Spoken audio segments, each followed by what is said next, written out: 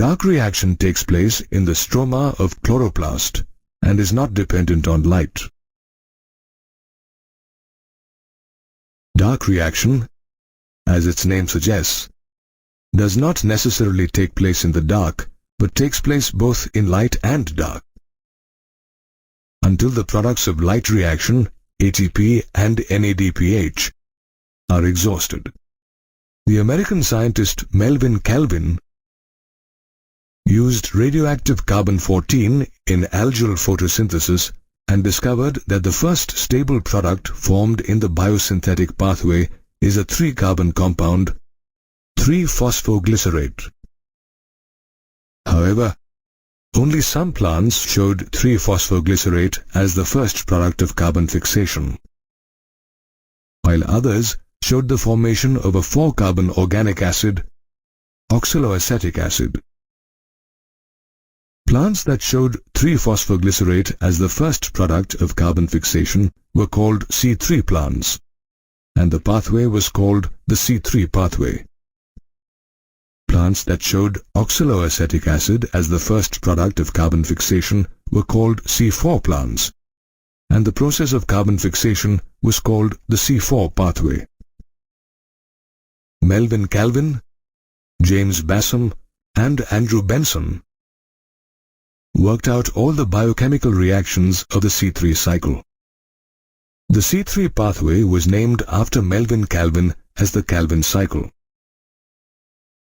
The Calvin cycle has 3 stages: carboxylation, reduction, and regeneration. In carboxylation, a 5-carbon molecule, ribulose 1,5-bisphosphate, accepts a carbon dioxide molecule to form an intermediate 6-carbon molecule, which then splits to form 2 molecules of 3-phosphoglycerate.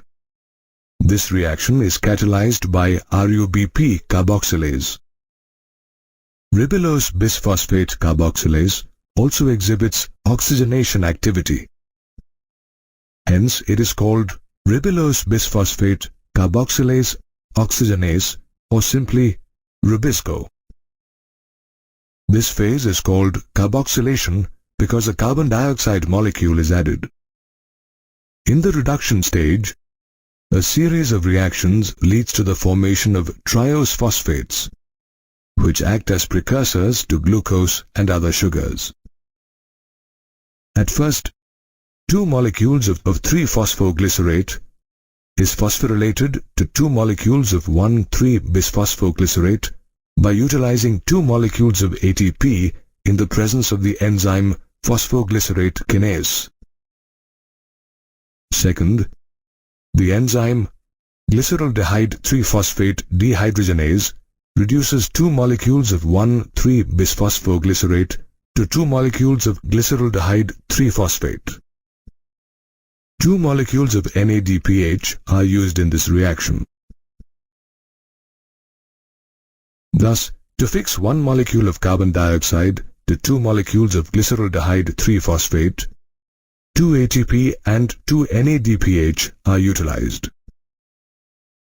6 carbon dioxide molecules are necessary for the formation of 1 glucose molecule.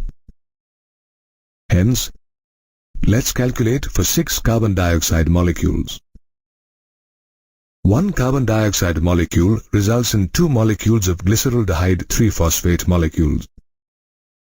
Hence, 6 molecules would yield 12 molecules of glyceraldehyde 3-phosphate. Of these 12 molecules, 2 of them are used to make 1 molecule of glucose.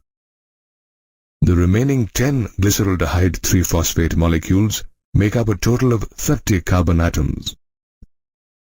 These are involved in the regeneration of 6 molecules of ribulose bisphosphate, a 5-carbon compound, thus balancing the reaction. In the regeneration phase, 1 ATP molecule is utilized to form 1 RUBP.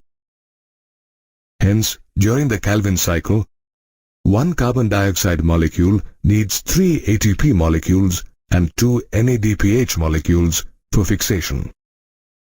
Therefore, the net utilization of energy for the formation of one glucose molecule would be 18 ATP and 12 NADPH molecules. So far, you have learnt about the Calvin cycle in C3 plants, where 3-PGA is the first product of carboxylation.